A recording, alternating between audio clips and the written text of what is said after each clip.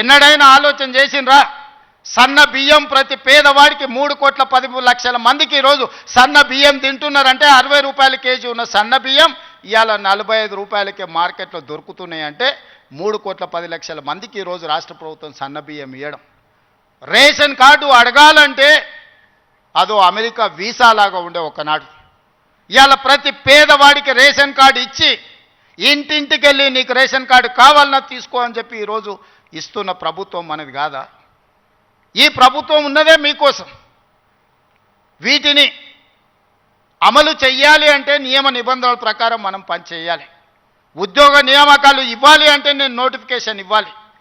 ప్రభుత్వ శాఖలలో ఖాళీలను తెచ్చుకోవాలి, రేషనలైజేషన్ చేయాలి, ఎక్కడెక్కడ ఖాళీలు ఉన్నాయో గుర్తించాలి.